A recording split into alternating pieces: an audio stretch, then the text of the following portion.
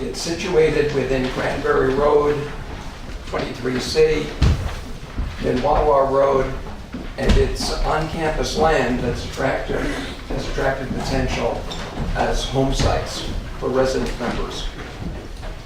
Our membership rolls are up. We're benefiting from renewed interest in the region, the Hudson Valley, and the mountaintop itself.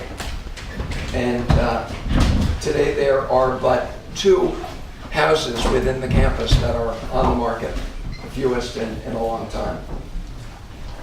So with these membership and market dynamics as a backdrop, the board decided last fall that it makes sense to take a small step forward in this strategic initiative, and that is to begin to flesh out what home sites might look like, where they might be sited, and how additional homes and resident memberships might fit onto your club.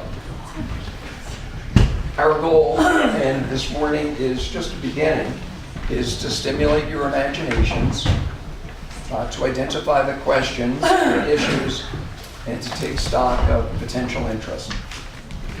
Our hope is that this morning's session might advance your understanding and catalyze such a discussion. We have a brief presentation to share with you, and we'll have plenty of time for questions and comments that you might have. We should be able to accomplish a lot in an hour, but we're not in a rush. If it takes more time than that, we can do that. The work on this project from the club's perspective has been led by Peter Kaplan and Rich Bowman, but with active involvement from the officer group and from the full board. Peter, I'm going to ask you to say a few words and introduce our professionals who have evaluated the land and have helped us to flesh out this. Thank you. Thanks, Peter. Thanks. I apologize. Most of you will not be surprised. I don't do fumes, but I'll try to speed it up. Thanks for coming on what I believe is the first nice Saturday the entire summer. So we will indeed try to get you out. Development of new housing in Aniora has occurred over the years. In fact, and where Mary and Martha, this is where I need my friend Dave, because he really would he would tell me where I'm wrong. But it's my understanding that some 50-odd years ago, the wild woods of what is now Howard Road was developed. Right. And with the addition of the Almond House, that development now boasts 7 houses. And no doubt there was no discussion and no dissension when they decided to do that. Tom's already talked about the history of the Cranberry plat, specifically carved out of the easement. Even before the easement, 40 plus years ago, people were thinking about what do we do with Cranberry to address an increased demand. And so why now? As Tom has said, we basically have run out of inventory and there is a demand. I think the toughest part of an already tough job for Pam Graff is having to say no to people who want to buy houses in Aniora. There's another factor, and again, I've been a broken record on this, but one of the issues with Aniora and what we suffer from is we have a very low denominator. In that sense, we have a huge infrastructure, and we don't have enough members to bear the increasing costs of simply bringing that infrastructure up to date, let alone adding additional amenities. I called a friend of mine yesterday who has spent most of his 80 plus years, his summers and our Adirondack cousin, the Ausable Club. The Ausable Club is located in Keene Valley, a couple hours from here. There are as many similarities and dissimilarities between the Ausable Club and the Aniora Club. That said, I think some numbers are interesting. The Ausable Club has 417 members that we would analogize to our resident members. They don't have nearly that many residences. In fact, I think they may have less residences than we do. But there are 417 members who pay the maximum dues. Their maximum dues are for something. They raise $2 million, $2 million in dues versus our roughly 800,000 in dues. It's not a small place. They have 7,000 acres. Now, most of that is woodland, great water, streams, lakes, and everything. But they have a golf course. They have tennis courts. They have a huge, in fact, it's really a hotel where people stay. And they are in very good shape because of the membership. We're not going to get, believe me, we're not talking anywhere near that. But increasing the membership is a way, in addition to satisfying demand, is a way of lessening what is going to be an increasing burden on the membership as we continue to address long overdue maintenance and simply bringing things up to speed. So, let me move on. I want to thank a few people who have made this possible. Where's Pete Palmer? There he is. We wouldn't be here without Pete Palmer. No, it's true, Pete. It really is true. This has been his passion for I don't know how long. I am genuinely privileged to stand in those very, very large shoes. So thank you, Pete. I mean, really, you are due a hand. Others who have helped along the way, Patrick Curley, Reed Pauley, who have been very helpful in terms of architectural advice. Reed Ruby, I'm sorry. Michael Magdahl, who always brings his many years of wisdom to bear, has also been quite helpful. I don't think we can emphasize enough, and we have, what this represents. This is not a board recommendation. This was the result of lots of discussion between the board so we could simply bring something forth that would stimulate discussion. So I think there is some confusion that the board has come to a conclusion that this is the way in which the board thinks we should go. What this represents is this is what the board thinks was a way to reach consensus to bring this before you so we can have discussion about the plan. We had to start somewhere. Board members are members just like you. We have concerns. There definitely was not unanimity about where we should be heading on this. The one thing we were unanimous on was that we have got to start somewhere. We've got to put out a stalking horse, if you will, which we fully intend will be modified based on the input we get from this group. So So before I turn it over to our professionals, I'd like to try to lay out what I hope will be ground rules that will be followed. First of all, we're taping this because not everybody could be here, and we're going to put it on the your website.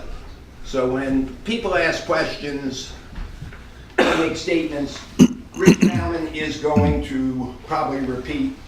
Mary Struthers has just asked the following. We want to hear from everybody here. It's a beautiful day, but everybody, you've taken the time to come out here. We really need to hear your views. Within reason, we're going to allow everybody to talk. I will probably exercise the prerogative of gently suggesting to somebody when we get near filibuster mode that there are others who would like to talk. So, as they say, without further ado, let me introduce Jeff Anthony, Kirsten Cavalier, and Jamie Copeland, the professionals who have gotten us to this point, and have it. Thank you, Peter. Good morning. My name is Jamie Copeland. I'm with the firm architectural, with the firm of Hudson Design. My blood pressure begins to drop when I leave the thruway and I come up into these hills. And you got to know what a special place this is. It's been my pleasure to be a guest at the Foothouse. I've come to know some of the real gems of architecture that you have here. So it was a real treat to be asked to get involved in this. Jeff Anthony has been with Studio A. It's his firm, but Jeff and I have had the pleasure of working together for over 15 years now. We first met working on a project with the New York State Office of Parks, Recreation, and Historic Preservation. Jeff and I worked on everything from ski resorts and break camps to single-family homes. He's probably the smartest guy in land use and conservation that I know. Many of the ordinances that are in place in the Adirondack Park Agency were either drafted by Jeff or influenced by Jeff as either an advocate or as an applicant. So it was a natural when we were asked to help design this neighborhood that I gave my friend a call. What you have before you is the result of some great study. Jeff's firm is in land planning and landscape architecture. So I've asked Jeff to kind of walk us through the studies, the data that they prepared that influenced the layout that you see. So Jeff. Thanks, Jamie. You're really not that good. When we begin a project, the first thing we want to do is understand the property, understand its resources, its capabilities, and its limitations. So before we put a pencil on paper, we want to have a really true comprehension of where to build, where not to build, and how to work with this piece of property. I always take the position that the land tells us where things have to go. We don't tell people where, we don't decide where things go. The land tells us. That's the way you have to begin a project. So we look at the site's natural resources, its built physical resources, meaning what is there now today in terms of people who have developed on it. And we look at regulatory controls, because regulatory controls oftentimes have limiting factors that we have to work with and work around, because at some point we need a permit to build something. So we have to be responsive to that situation. So this is a very brief summary. I mean, we took us about 3 months to really understand this piece of property and walked around on it several times. We were fortunate enough, we sometimes aren't, to have had Orange Park have purchased a really good topography survey. It's basically our roadmap to understanding a piece of property. It tells us the contours of the land.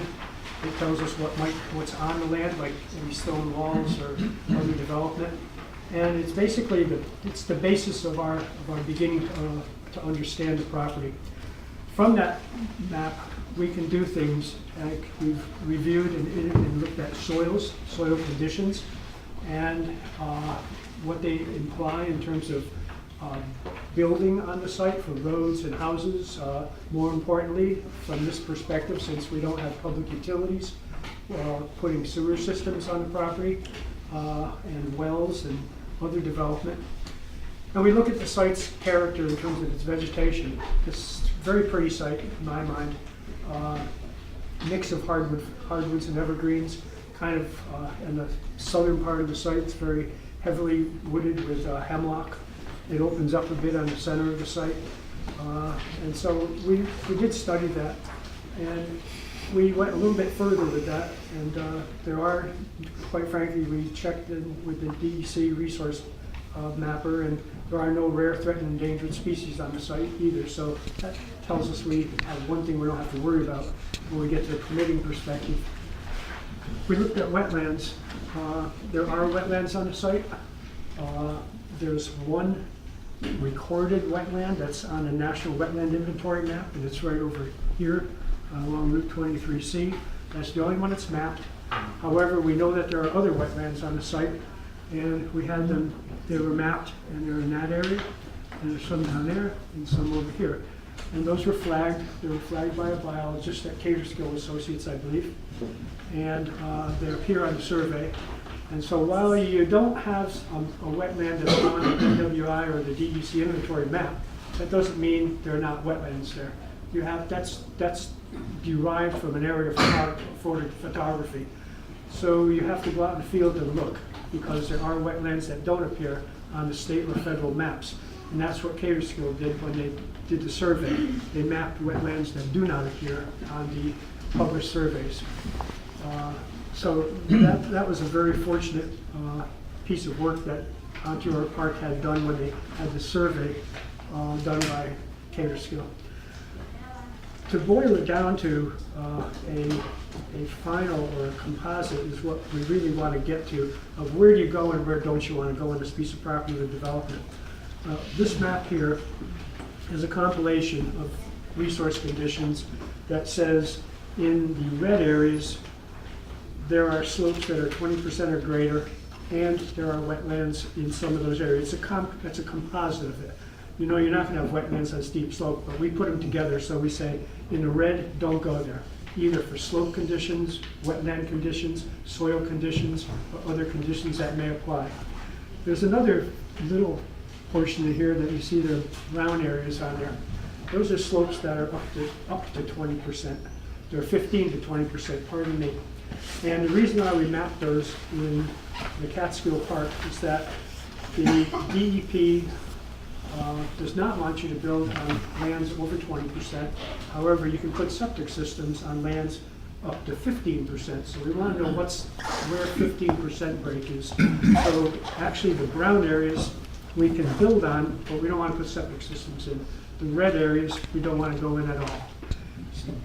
So that's basically the summary of the resource conditions. I mean, it took us about 3 months to get there. Other things that we looked at, like I mentioned to you, was existing land uses. The gun club or trap range is over in this corner of the site right here. There are views from the site, basically looking west-southwest. They're very nice views looking out toward a mountain, and they can be used or we can site buildings to take advantage of those views. And there are areas of the site that we also thought should not be developed for other reasons. But there's an area right in here which abuts a neighboring property right there. And again, we thought that that should be reserved, and it was reserved anyway because it's in a steep slope area. But we wanted to point that out. That's a basic summary of the analysis that went in here. Where's Jamie? There you are. You want to take the plan and say how we work with this in terms of arriving at the plan? There's a really nice grove of conifers in this area, and one of the aspects of a sense of arrival, since this is its own neighborhood, it's sort of a little enclave, you'd get a very secluded appreciation for where you are coming through this part of the site.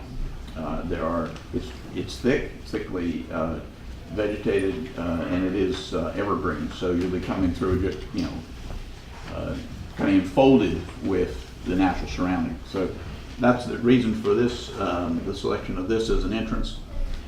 Each of these sites that you see with the house on it, a little speculative, because obviously every family is going to be different. All your ways of recreating, your ways of entertaining are going to bring to bear sort of unique influence on the houses and their setting. But we did set houses with the intent to show how views can be taken advantage of. There's a predominant ridge to the west.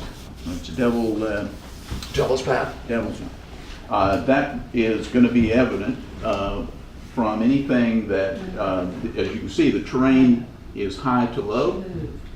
So with opening some view sheds, introducing lower planting, introducing some meadows, introducing mid-height trees, and doing some selective pruning. Most of these houses will have the ability to take in a view of this ridge beyond. And it doesn't mean one that opens up to another house. What we attempted to do here was to show that using the road as partly a view shed, using the septic systems, which will naturally need to be devoid of trees. These are taking the open areas that we know we have to have for roads, driveways, and septic systems as a way of opening up that view. Other considerations here, just the meandering nature of the road, trying to find curvatures that are natural, almost the way I use my favorite example of how you design a road is let a cow walk through your property. They don't waste any steps. So this is just to do something that follows the terrain, but also brings you to kind of the most interesting site. So while this shows several different designs, each house, each site is going to have an opportunity to be developed with personal families' preferences. One of the things that were brought to bear on this particular site, as in all sites, there are natural forces that will drive design. It's either the orientation of the sun, the origin of the prevailing winds, in our case the slopes, and this give us a great deal of orientation to begin with. But each of these home sites is going to have a unique. Some have rock outcroppings nearby. Some are going to be near those wetlands. So they're all going to have an opportunity to respond. Not if we had any intention of having the houses look similar. They are all going to have ample opportunity to respond to the site because it's a really beautiful and varied piece of property. One thing that I mentioned earlier is we do look at regulatory controls carefully in coming up with an initial concept. Basically, we have two here that we have to contend with: Town of Hunter site plan review and the New York City DEP review the project for stormwater management and also sewage disposal. In looking at those ordinances and rules and regulations, we've concluded that this plan is permittable as it's laid out right now. Road gradients are correct. They're not steep. We believe that all the parameters of those two permitting agencies can be met. And of course, it's not a walk in the park, and everybody knows that. There's nothing that gets done easy anymore with permitting agencies. It all takes time. They ask a lot of questions. They what if you to death. But I'm confident that we can get through a permitting process with both those agencies in a period of time. I've done some other permitting. I've done a lot of permitting in my 40 years of work. The toughest one I've ever done was the Adirondack Club and Resort up in Tupper Lake. It drew a considerable amount of criticism. It's a 6,400 acre resort, 792 units of housing, a golf course, a ski area, and a marina.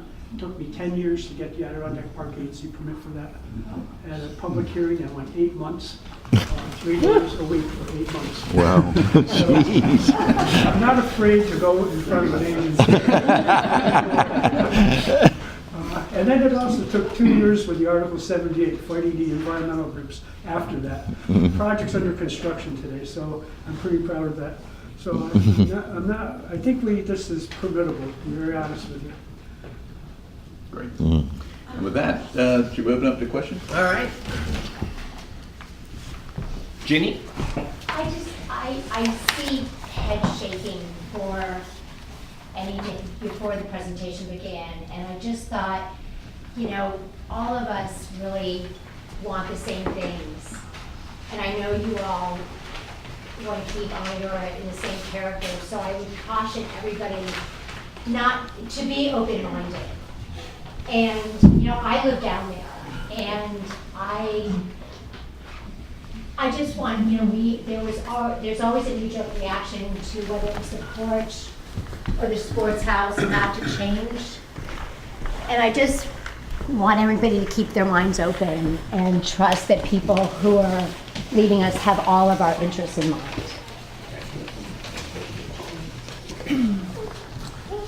Hi, I'm Charlotte. I'm here representing the Almond family, and I'm also representing myself as a young member. I have a few thoughts, and I would like to look at the plans in more detail as well after at a larger scale, because I actually study landscape architecture and have a landscape architecture master's degree. I also know a lot about the history of Onteora from growing up here and from 5 generations of family members going back. This club is a park that's part of our name. I would like to emphasize that the club is not a speculative development. I know very little about the business plans of the club, being a young child member still, because of this age turnover. So next year, when I'm a junior paying member, maybe I'll know more, but I'm relying on you to inform me of the why, through actual concrete numbers, this makes sense financially for the club. But more than that, why are we fighting environmental groups to go through a very lengthy kind of process of approval when this site is actually completely wooded right now with a few wet spots? I know it from living on Cranberry Road since I was a girl walking these woods. So just to summarize a few of my thoughts before I let other people speak, I want to ask the club, why are we not building on land that is already cleared? There are areas, for example, along this main road that have been recently cleared. Even areas around the superintendent's house that could be kind of strategically made into homes.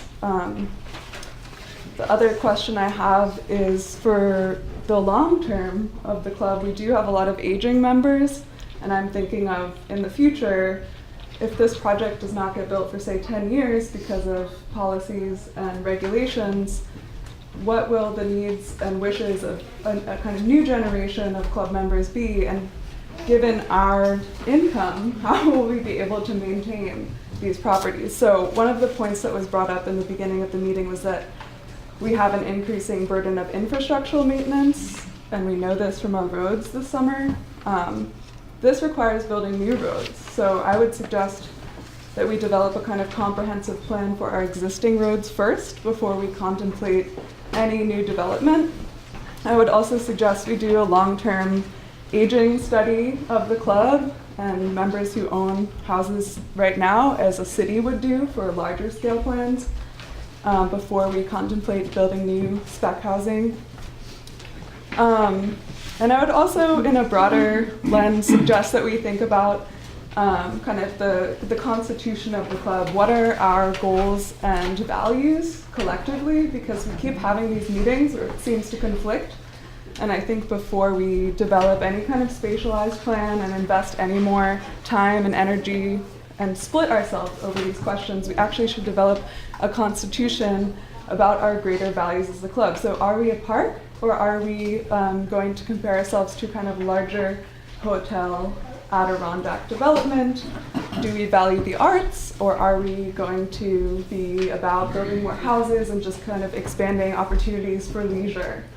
And I think these are important questions that we should all be asking and maybe then also thinking about. So I hope you kind of appreciate my young perspective, and I'm happy to also help people read the plans if you have any questions, because I'm trained in this and kind of can be a third-party advisory, whether it's about hydrology or tree identification or coverage, building coverage versus land coverage, runoff, anything like that. This is what I'm trained in, and so don't hesitate to call me or email me. Thanks, Charlotte. Hey. Hi. I'm just going to piggyback a little bit off of what Charlotte said. I'm Alexandra Barker, if you don't know me. I've been here my whole life. That's 32 years. I became a junior member as soon as I turned 25. The day after my birthday, Meg Waldron called me. I had no choice. So well done, Meg. So as a junior member, even though I can't vote, I make it a point to try and go to every shareholders meeting, every householders meeting, so that I can learn about these things and educate myself for when the time comes. Over the last 7 years of going to these meetings, I've seen the finances and the viabilities of the club go up and down in terms of membership. We heard at the householders meeting this year that it seems like we're finally at a really good place, that we have the families to keep us going and sustain us. That wasn't the case a few years ago. This is, a one-year thing. That's not a pattern. I hope it continues very much, but we don't know necessarily what's going to happen long-term. So personally, though I'm not in finance, I'm a teacher, I would suggest that maybe we wait a few years to make sure that we still don't have any houses for sale, things like that. It's so great that we have a limited stock. That's a good problem, in my opinion, to have. And I'd also like to emphasize, as Charlotte said, that yes, we're a club, but in my mind at least, we're a community. And I think first and foremost, we're a community. So I really appreciate what Ginny was saying about keeping an open mind, but something like replacing the sports house makes sense for the community. Adding to the deck makes sense. It augments what's already in our community. Adding hypothetically 12 new families to our community would forever, in my mind, change the tenor of the community. I like that it's a small residential community, that I know pretty much everybody here, that there's a big aspect to our heritage still here that keeps us unique, I think, from just another club or an Adirondack resort. And I'd also like to point out that in terms of our facilities, on a nice day, the pool's packed. On a major fieldhouse event, the fieldhouse is certainly packed for dinners and things like that. So I'd like to know how the existing infrastructure would then be able to support some of these places. And just, again, as a junior member who this would affect long-term, I'll be honest, I don't know financially what my situation's going to be. I don't know if I'll be able to keep up a big house. In a lot of ways, this would be ideal for me to buy a smaller plot of land, build a small house, and whenever, it was ready, even 10 years again in the future. But it's not something that I necessarily think we need at the moment, that I want to see happen, because I'm very concerned about, again, how it would change the community and really family nature of the club.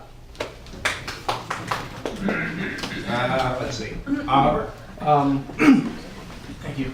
I agree and appreciate what everybody has said about the change in the nature, not the actual landscape of the club. I am a real estate professional, so forgive me if I ask a question that's a little bit more about minutia. One of the things that's in the frequently asked questions and that we've talked about is that there's a critical mass at which point the club would prime the pump and financially start to do what you would call horizontal development. Put in sewage, put in a road, put in Time Warner cable.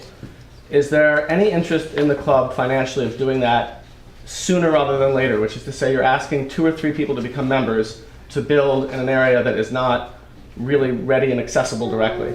So if you need 4 out of 12 people to start doing this before you're willing to put in electricity, put in roads, pave things, are we sort of betting that some people will just say, okay, eventually it'll happen? And would the club want to do anything sooner than that, sort of to prime the pump financially again, to incentivize people to start building at the very beginning of this process? Let me respond to that, because I think one of the concerns, and frankly, I think one of the misconceptions, is that the club is getting into the development business.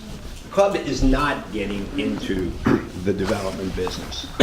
To date, the money that has been spent to get us here is somewhere around $35,000 in change. And that was to do a feasibility study. I mean, we've had this property, we've been talking about it for 40 years, as property that was set aside to be developed. You heard what Jeff and Jamie, the exercise that they went through. In the past, when we had land to sell, it sort of went like this. Go and get your shots. Get your waiters. Go in there and, it may perk, it may not perk. It may be, subject to regulations. It may not be subject to regulations. You figure that out. And we decided that perhaps we ought to change the way in which we go about offering land for sale in Aniora, particularly when we're dealing at this scale. So before we really thought of even coming to you, we wanted to make sure that there were no glaring red lights saying stop, or even yellow lights, stop, don't do this, because there are all these problems. Yeah, it was all well and good that Cranberry was set aside for development, but with respect to the people who set it aside, I don't think they went through the analysis that our professionals went through. And we could have gotten a real surprise. Now, Catterskill did come in later on, thanks to Pete, and gave us a little bit more comfort, but we never went to the depth. We never really went down to this level to find out, forget about anything, does this site work? And from what I'm being told, and I don't know anything, it does work. There are no flashing red lights. They're not even yellow lights in terms of the developmental capacity. To get to your point, do we go ahead and prime the pump? In a perfect world, yeah, we probably would do that. We would put a road in. We would put in storm sewers. We would go to Time Warner. We would go to the Central Hudson. We would bring those utilities in.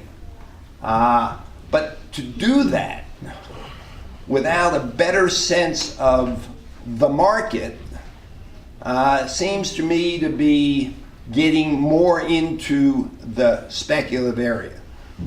As far as water and sewer/septic, that's not going to be a club responsibility. That's going to be the responsibility of the eventual homeowner. So what we're really talking about, and I don't mean to minimize this, what we're talking about are roads, we're talking about storm runoff systems, we're talking about, and the good news is that this is not in the middle of nowhere. I mean, well, all right, everything's relative, but we do have, the good news is we do have electricity on the mountaintop. Sometimes. We do have, even less frequently, we do have cable. And we do have phone service. Not on Cranberry. Actually, I think it goes right to the entrance of that road, the cable, actually. So it's not like we have to, it's not a heavy lift to bring in those utilities. And I think at the end of the day, this is going to be market driven. I mean, it's all well and good for us to say, oh, here's Aniora, here's Gun Club Heights. This is what we've all laid out. Now, I'm sorry, but you get the Winchester model, and you can't have the Remington model, and you certainly can't have the Purdy model. So this is going to be in response to what the demand is out there. I will tell you that in talking to, and with respect to people who are not young anymore, in terms of my limited market research, I did focus on talking to our younger members. And by younger, I mean under 50. And I also felt it was important to talk to people who have had a history here, such as Oliver and Jonathan Struthers, and then some of our newer members, such as Gus Christensen, Wyatt Courtney, Brett Pertus, to get, one, their sense of, is this something that they think would appeal to people that they know? And without question and without any exception, everybody said yes. We know people who would be interested in getting a newer house, a more environmentally friendly house, a tighter house, in effect a turnkey house, a house that can be used in all seasons. We have a ski season up here, and there are people, and boy are we lucky, who came here who really did not have an interest per se in Aniora. But they bought because they wanted to ski, and then they discovered Aniora. So this has the potential not only to be year-round, but for newer members, but some of us old folks, it would be nice in the off-season to have a newer area that may have some different amenities. But that's down the road. That's a long answer to a short question. Betsy? Hi, I'm Betsy Schwendel. I just have a quick question from somebody, I guess, who fell in between the newer and the older. My house happens to be winterized. I made it winterized. It's an older home. My question is this a priority now with our roads and infrastructure falling apart, and I being in the neighborhood where we're looking at the water, and that's a very important thing. With the infrastructure needs that we clearly have, shouldn't we be focusing our energies right now on roads and making our infrastructure now feasible versus something like this? I just want to It's an excellent question, and I don't think they're mutually exclusive, Betsy. And believe me, as one who is very familiar, having to go from the top of Aniora to the bottom of Aniora, and often driving down one-way streets the wrong way, there is certainly a need to deal with our roads. You probably know better than anybody, there is the curse of DEP, and that they keep holding out this money, and it's not insignificant money for runoff. And I think wisely so, the board has said, look, before we go and attack the road system that we have now, it makes no sense to repair, other than sort of routine maintenance, the roads that we have now until we get finished with DEP. The roads here are not going to be the responsibility of the people who handle the roads in Aniora. So we are not going to be diverting resources from, certainly personnel resources that would deal with the roads here, to these new roads. We're not going to be. Who pays for the new roads?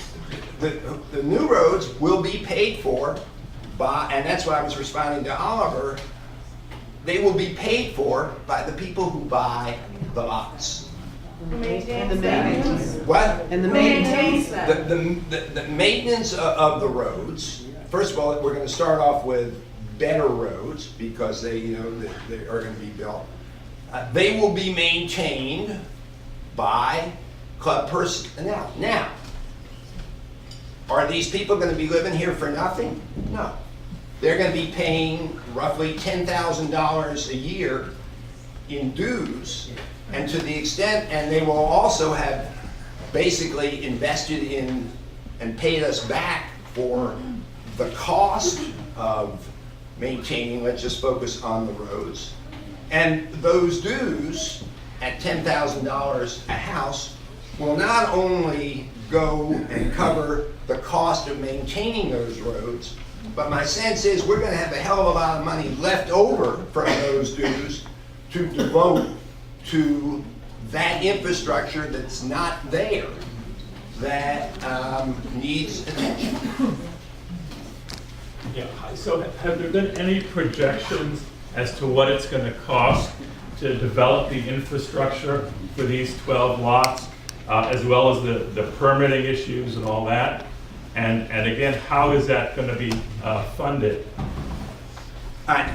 We've had some preliminary discussions about it, Ms. Johns, and it's a good question. There is a rule of thumb. I'm not that smart. I just learned this about an hour ago from somebody who is smart. And I'm going to actually let Jeff handle that question because all I know I learned from him. In kindergarten. Well, in working with a lot of developers and real estate moguls, let's say, usually a development cost